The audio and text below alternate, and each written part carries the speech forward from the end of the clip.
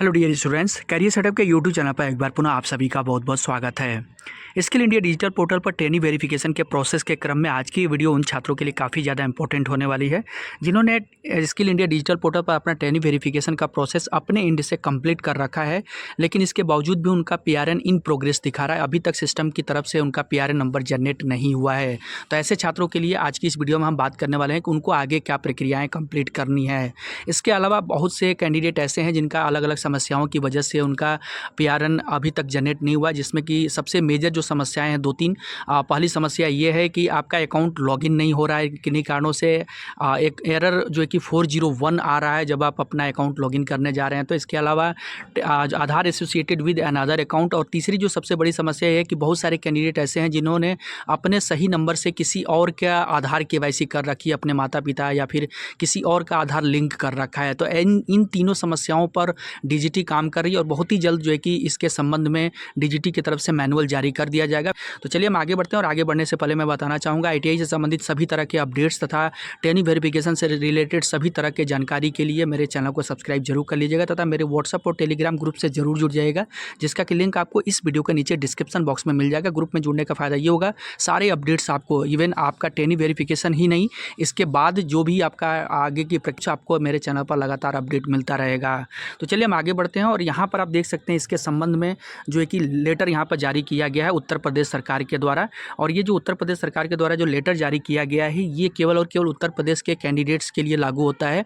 अगर आप दूसरे किसी राज्य के हैं तो आप अपने राज्य के जो कि स्टेट पोर्टल पर विजिट करते रहें, अपने कॉलेज के संपर्क में रहें, वहाँ से आपको भी इसके संबंध में कोई ना कोई स्टेट की तरफ से जो कि अपडेट मिलेगा और फिर उसको आप फॉलो करें।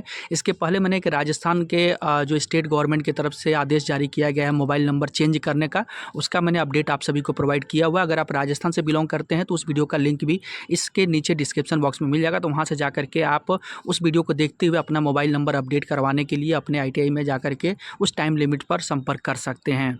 फिलहाल अगर हम इसके लिए बात करें पीआरएन इन प्रोग्रेस के संबंध में, तो देखिए सबसे पहले मैं बताऊं कि अगर आपका 1 से 2 महीने हो चुके हैं और आपका पीआरएन नहीं जनरेट हुआ तो उसके पीछे का रीज़न क्या है। तो जैसे आपने पीआरएन के लिए रिक्वेस्ट डाली हुई है और आपका आधार के साथ अगर आपने अपना वेरिफिकेशन किया था, तो हो सकता है कि आपका आधार का डेटा और आपका जो एक्चुअल डेटा है जो आपने आईटीआई का फॉर्म भरा था उससे काफ़ी ज़्यादा मिसमैच है। ऐसे में अगर आपका पीआरएन का जो रिक्वेस्ट है स्टेट पोर्टल के द्वारा अप्रूव कर दिया जाएगा तो आधार का डेटा ही आपका एक्चुअल डेटा हो जाएगा और उसी से आपका आईटीआई का मार्कशीट सर्टिफिकेट जनरेट होगा। ऐसे में जो आपका रियल 10th की मार्कशीट सर्टिफिकेट है उससे और आपका जो आईटीआई का मार्कशीट सर्टिफिकेट जनरेट होगा उसमें काफ़ी ज़्यादा डिफरेंसेज हो जाएंगे। ऐसे में आगे चल कर के आपको जॉब्स लेने में कहीं पर भी बहुत ज़्यादा दिक्कतें होंगी। इस वजह से स्टेट पोर्टल के द्वारा आपका जो पीआरएन है अभी भी होल्ड किया हुआ है, यानी कि आपको जो अप्रूवल है स्टेट पोर्टल की तरफ से वो नहीं दिया जा रहा है, जिससे कि आगे चल कर के आपको दिक्कतें ना हो। तो अभी आपको ये समझना है कि 2-2 महीने से पेंडेंसी जो पड़ी हुई है आपके पीआरएन इन प्रोग्रेस की, वो इसी वजह से है कि आपका कहीं डेटा गलत ना हो जाए। आधार का डेटा अगर पूरा का पूरा उठा लिया जाता है और ऐसे में आधार में आपका स्पेलिंग गलत है, आपका father's name, date of birth गलत है, फोटोग्राफ गलत है, ये सब कुछ है, तो आपका वहीं से का डेटा सब कुछ आपका कॉपी हो जाएगा और उसी डेटा के माध्यम से, उसी डेटा के बेस पर आपका आईटीआई का सब कुछ प्रक्रियाएं आगे चलेंगी, मार्कशीट सर्टिफिकेट सब जनरेट होगा। तो ये आपके लिए बहुत ज़्यादा दिक्कत वाली बात हो जाएगी। तो इस चीज़ को ध्यान में रखते हुए जो कि state government of Uttar Pradesh ने उत्तर प्रदेश के प्रशिक्षार्थियों के हित में ये फैसला लिया है कि स्टेट पोर्टल पर ऐसी व्यवस्था दी गई है कि आप अपना 10th का मार्कशीट और या फिर सर्टिफिकेट जो कि एक ही में कंबाइंड आती है, आप अपने कॉलेज में जा करके अपलोड करवाइए। अपलोड करने की व्यवस्था स्टेट पोर्टल के द्वारा कॉलेज को दे दी गई है, जहाँ जो कि आप यहाँ पर देख सकते हैं। इस संबंध में यहाँ पर प्रोसेस बताया गया है कि कॉलेज किस तरह से ये सब प्रक्रियाएँ कंप्लीट करेगा।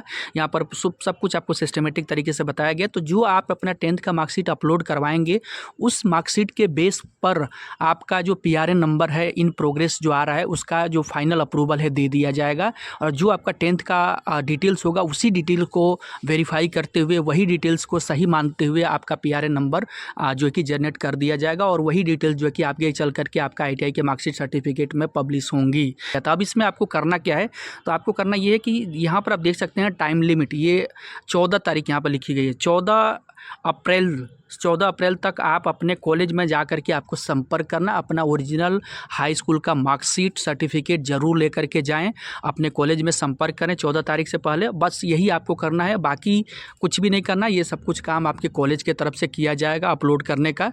आपको अपने एंड से बस आपको अपने कॉलेज में 14 अप्रैल से पहले संपर्क करना है। तो ये बहुत ही जो कि इम्पोर्टेंट अपडेट्स है। अगर आप उत्तर प्रदेश के ITI से, चाहे प्राइवेट हो या गवर्नमेंट ITI से, अगर आप अपना ITI का कोर्स कर रहे हैं तो आप अपने कॉलेज में अगर जा कर के संपर्क करें। इसके अलावा भी जो भी अलग अलग इश्यूज़ की वजह से आपका PRN नहीं जनरेट हो पा रहा है, तो भी आप जा कर के 14 तारीख से पहले अपने कॉलेज में संपर्क कर सकते हैं। अगर उनके पास कोई सॉल्यूशंस होगा या कुछ होगा अपडेट तो कॉलेज के द्वारा बताया जाएगा। तो उम्मीद करता हूँ ये वीडियो आपके लिए काफ़ी ज़्यादा हेल्पफुल रहेगी, और वीडियो अगर अच्छी लगी हो तो चैनल को सब्सक्राइब जरूर कीजिएगा तथा अपने दोस्तों मित्रों से भी इस वीडियो को जरूर शेयर कीजिएगा।